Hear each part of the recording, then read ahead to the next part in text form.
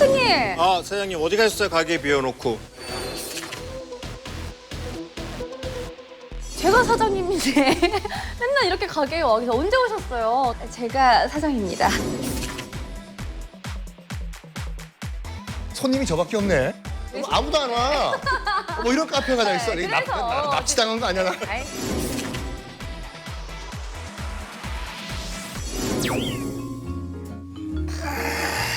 근데 못 뵈던 분인데 혹시 뭐 어디 타지에서 오셨어요? 아래 동네에 네, 새로 네네네. 이사 왔거든요. 아 여기 시내 바로 아래. 네. 요즘 거기 다리 공사하잖아요. 예, 시끄럽죠. 네, 막 오며 가며 그 다리 공사하는 그 소리 때문에 너무 시끄러운데. 다리다리 하시지만은 네네. 지금 세상에 다리가 없으면은 지금 우리가 단 정말 10분도 돌아다닐 수가 없어요. 도시에 사는 사람이라면은 네. 하루에 평균 3.2회씩 다리를 건너요. 동네 그렇게 육교까지 많이 포함해서. 그렇죠. 예를 들어 가지고 네네. 내가 여기 살고 있고 내가 가야 될 목적지가 저쪽에 있는데 중간에 물길이 있다. 그러면 다리가 없으면 삥 둘러가야 될 거 아니에요. 그 제가 봤을 때는 인간이 이제 네 다리로 걷다가 이제 두 다리로 걷기 시작하면서부터 다리가 만들어지지 그렇네. 않았을까 생각해요. 이 다리의 어떤 이 역사에 대해서 생각해 본 적이 없는데 이왕 온 거 네. 손님도 별로 없는데 다리 얘기 좀 해볼까요? 그럴까요? 그럴까요? 네. 좋습니다. 그러면 첫 번째로 궁금해지는 게 다리가 그러면 생긴 지 다리라는 게 지어진 지가 얼마나 오래가 됐을까요? 다리란 것이 정말로 아까도 말씀드린 것과 같이 우리가 걷기 시작하면서 이동과 그다음에 어떤 목적지가 있을 때 원거리를 이동하기 위해서는 걸어야 되는데 중간에 하천이 있다든지 아니면 계곡이 있을 경우에는 건너야 되잖아요. 그래서 아주 원시적인 형태의 다리를 만들었을 거예요. 원시적인 형태의 다리가 어떤 게 있었을까요? 처음에. 한번 제가 질문 한번 드릴게요. 네네. 청계천 다리. 그러니까 지금과 옛날과 포함해가지고 청계천 네. 다리를 누가 제일 처음 만들었을까요? 누가 지었지? 뭐 왕? 맞아요. 왕이 왜냐면 예전에는 뭐가 없었을 때니까 뭐 다리를 지어라, 뭐를 뭐 성을 올려라 이렇게 했을 거 아니에요. 사장님이 굉장히 똑똑하시네요. 그렇죠. 네. 그러니까 진짜 그 청계천을 이제 개발을 해가지고 최초로 교량을 만든 사람은 굉장히 많은 형제를 죽인 사람이었어요. 바로 네. 우리가 이제 킬방원이라고 부르는 이방원, 조선 3대 왕이죠. 태조, 정종, 태종 이방원, 세종대왕의 아버지가 최초로 뭐라고 할까 우리가 알고 있는 교량을 청계천에 만들었어요. 비가 오면은 청계천이 막 범람하고 난리가 났거든요. 그래가지고 이제 한양을 수도로 만든 지가 얼마 안 되잖아요. 그래서 이걸 체계적으로 수도를 만드는 과정에서 그 위에 24개의 다리를 놓아라라고 명령한 사람이 킬방원이에요.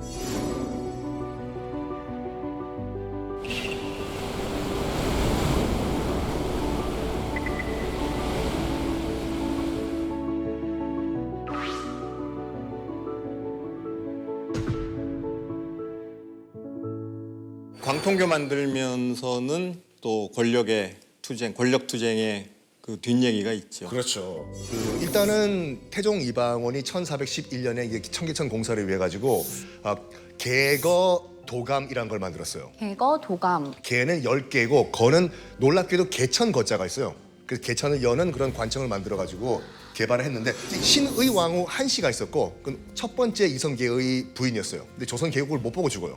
그런 다음에 신덕 왕후 강씨가 이성계의 두 번째 부인인데 그러니까 이방원 입장에서 봤을 때는 네. 뭐 계모죠. 네. 친엄마는 아닌데 그렇죠. 처음에는 두 사람의 관계가 좋았어요.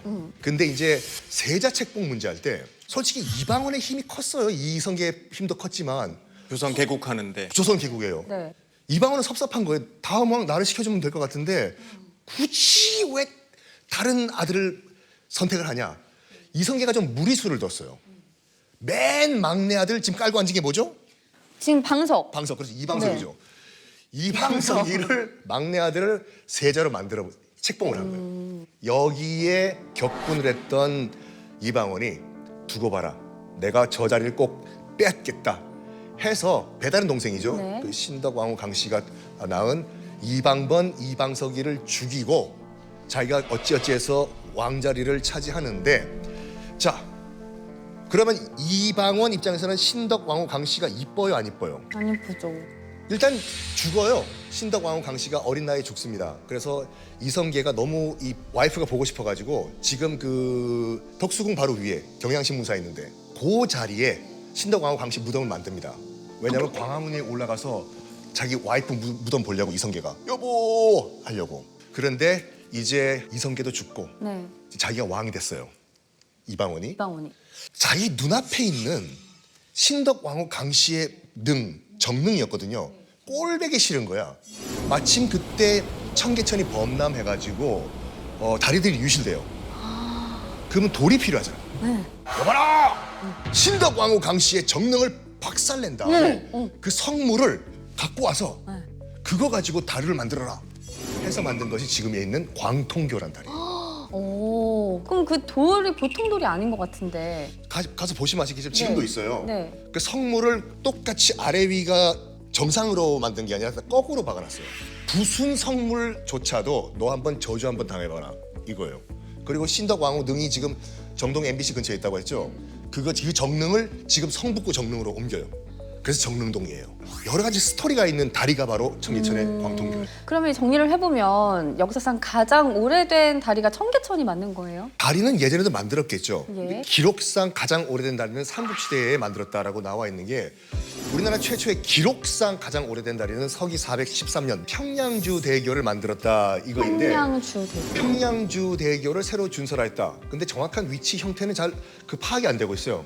이 평양주가 북한의 평양이다, 경기도 양주다 여러 가지 설이 있는데 일단은 평양주 대교니까 네. 규모는 상당했을 것이라고 추측을 하고 있어요. 그렇구나. 그러면 지금 남아있는 다리 중에서 가장 오래된 다리는 어떤 다리예요?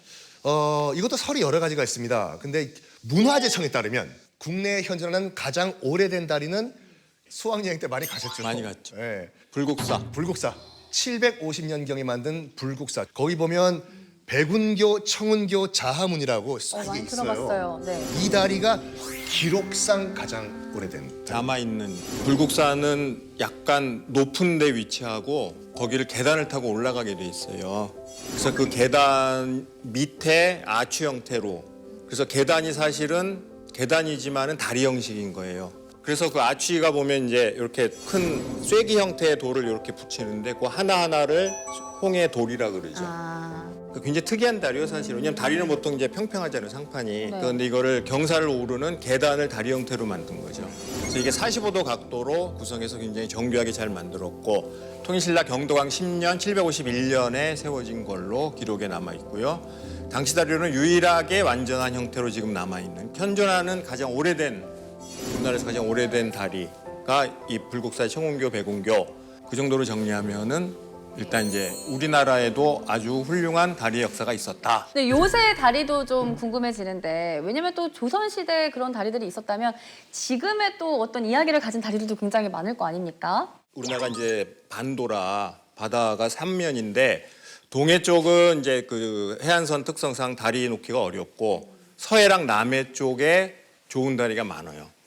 그래서 그 다리 역사를 간단히 정리를 해드리면은, 다리는 우선 제일 기본적인 게 교각형이라 그래가지고 그냥 쉽게 해서 콘크리트 기둥 세우고 상판 놓는 거예요. 그러니까 한담대교, 마포대교, 양화대교 뭐 다 옛날 다리들, 쉽게 그냥 우리가 아는 한강 다리들, 그게 제일 쉽고 싸고 빨리 짓고, 그러다가 어느 순간부터 이제 특수구조들이 등장을 하기 시작해요. 특수구조는 목적이 두 가지인데, 하나는 모양이 멋있거나 이 기둥 다리로 놓기 힘든 상황. 그래서 주로 바다 쪽은 큰 배가 다녀야 되니까 기둥을 놓으면은 배가 못 다녀요. 그리고 수심이 깊어요, 바다는. 그리고 염분 때문에 네. 콘크리트 기둥 박으면은 이게 빨리 부식이 돼. 그래서 최대한 기둥 없이 매다는 구조로 바다 쪽은 많이 짓고, 이 매다는 구조가 예뻐요. 그래서 한강에도 이 특수 구조 다리들이 막 등장을 하기 시작해요. 그래서 가장 이제 특수구조 다리에서 가장 많이 얘기되는 게 현수교하고 사장교. 이 상판을 위에서 매다는 구조예요. 콘크리트 기둥을 아래서 받치는 구조인데 그건 위에서 매다는 구조예요. 그래서 사장교는 기둥 하나에서 양쪽으로 와이어를, 강관을 쭉 뻗어가지고 상판을 매다는 거고, 현수교는 기둥을 두 개 세워서 여기에다가 큰 아치를 거꾸로 뒤집은 아치를 하고 거기서 수직으로 강관을 내려서 상판을 드는, 이렇게 맞아. 쭉. 네, 그래서 밤에 되게 멋있는 게 이렇게 조명 쫙 비치면은 이렇게 슉 해가지고 멋있거든요. 그리고 현수교는 한강 다리에는 없고 이제 바다 쪽에 가면은 인천공항 가는 영종대교, 남해대교, 광안대교 바다 쪽에 있는 큰 다리들이 현수대교가 현수교. 많아요. 우리 잘 아는 샌프란시스코의 금문교가 대표적인 현수교죠. 그다음에 이제 아치교라는 게 있어요. 아까 이제 홍해교인데 홍해교는 주로 이제 돌로 쌓은 거를 얘기하는 거고 아치교는 철거를 이용해서 특수 구조로 아치 형태로 다리를 받치는 건데 이것도 아치가 밑에서 받치는 게 있고 위에서 받치는 게 있어요. 그래서 밑에서 받치는 게 성산대교가 밑에서 받치는 다리예요. 그래서 보면은 교각과 교각 사이에 아치가 있고 아치 사이를 트러스 구조로 짜고 그게 이제 상판을 받치는 거고 네네. 아치가 위에서 잡아매는 게 서강대교. 그게 이제 아치가 위에서 잡아매는 거고 그 남해대교가 무려 1973년에 지은 거예요.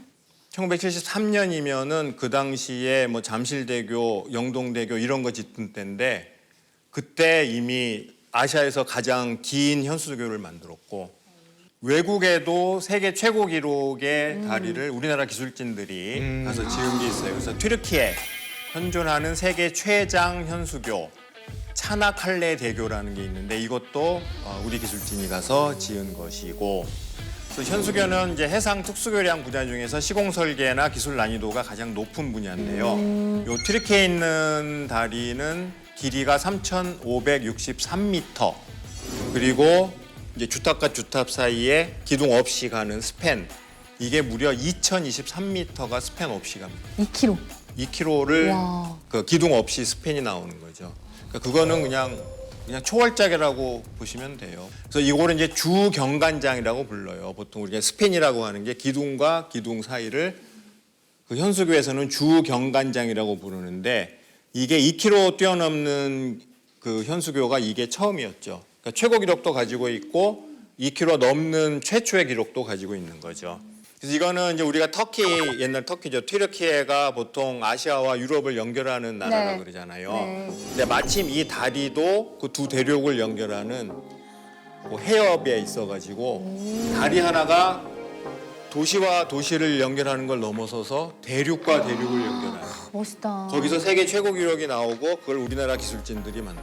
이야. 그래서 우리나라가 이제 토건 기술이 지금 뭐 거의 세계 최고인데 다리 기술도 지금은 거의 세계 최고 수준까지 올라가지고 21세기는 다리의 시대다. 그래서 우리는 이 한국의 다리와 다리 기술에 대해서 이제 자부심을 가질 때가 됐다. 네. K 붙이는 건 요즘 다 되잖아요. 뭐 K-팝부터 해서 K-콘츠 다 되는데 K-건설. K건설, 네. K다리, 최고다. K브릿지. 네, K-브릿지 최고다. 옛날에 정말 그 맨땅에 헤딩하듯이 몸뚱아리 하나로 시작한 건데 50년 만에 여기까지 온 거죠. 근데 다리 보면서 저는 되게 신기했던 게 진짜 높은 다리가 보면은 어떻게 저렇게 길고 높은 다리를 만들 수 있을까라는 생각을 하게 되거든요. 사장교나 현수교는 이게 기둥을 높이 해서 위에서 강관을 내려서 상판을 붙들어 매야 되기 때문에 기둥을 주탑이라고 부르는데요. 주탑 그 높이가 뭐 몇백 미터씩 올라가요. 그래서 인천대교 주탑이 230.5m. 63빌딩 높이랑 거의 비슷한 거죠. 그래가지고 초고압 펌프를 사용해서 콘크리트가 굳지 않게 올린다. 그러니까 230m까지 밑에서부터 이제 콘크리트를 쏘아 올려야 되니까 고압 쏘아 펌프로 올리는 거예요? 아니면 그걸 뭐 비행기에서 어떻게 할 수도 없는 거니까 없으니까 아래에서부터 올리는 그 초고압 방법으로. 펌프로 해가지고 그러니까 토목 기술이 우리의 상상을 초월하는 거죠. 와. 그러니까 저는 그런 생각은 해보지는 못했거든요. 그러니까 뭔가 위에서 아래로 이렇게 굳혀서 만들었을 거라고 생각을 했는데 또 그런 공법으로 엄청나게 큰 그런 다리들이 세워졌다. 예. 네. 근데 요즘에 또 다리가 랜드마크 역할도 하잖아요. 랜드마크 역할을 하죠. 월드컵 대교가 이제 오픈하기 전에 BTS! BTS가 여기를 또 무대로 사용해가지고 글로벌 팬들이 일단 그 아미들이 가가지고 사진 찍는 또 성지가 됐습니다. 또 제가 고향이 부산이거든요. 그 블랙팬서 아시죠? 마블이 만든 광안대교를 또 찍기도 했죠. 찍기도 했고. 그 배경으로 해가지고. 네. 또 요즘에는 막 이 다리 아래에서 막 그 패션쇼도 하고 광안대교에서는 여러 가지 쇼도 해요. 드론 쇼도 하고 여러 가지 합니다. 광안대교에서도 했나요? 불꽃 쇼도 하고. 불꽃쇼도 하고. 부산이시면은 또 도계교, 영도 영도다리 해서 저 아버지가 절 주워왔다고 많이 말씀하시죠.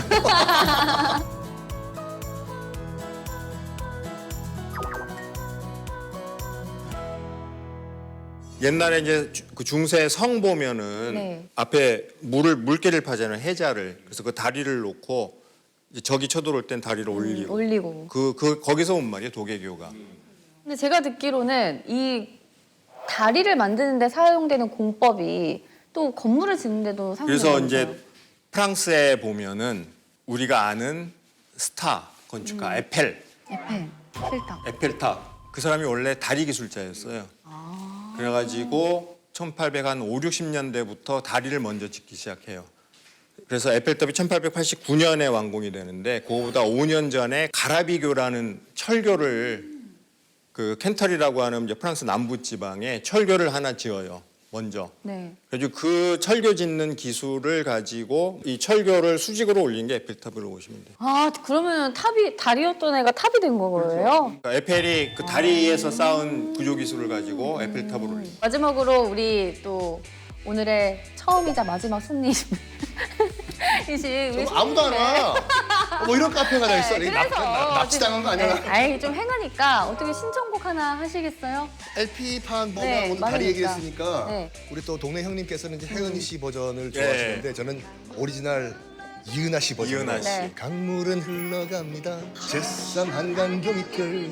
제3 한강교 틀어주세요. 네 오늘 그럼 이은하 씨 대사만강교 틀어드리면서 네 우리 여기서 인사드릴게요. 또 다음에 오실 거죠? 네 커피 마시러 또 어차피 할 일 오세요. 없어요 저는. 네. 또 올게요. 네. 알겠습니다. 자 다음에 또 커피 마셔요. 네네네네. 네 오늘 감사합니다 예, 선생님. 고맙습니다. 감사합니다. 예.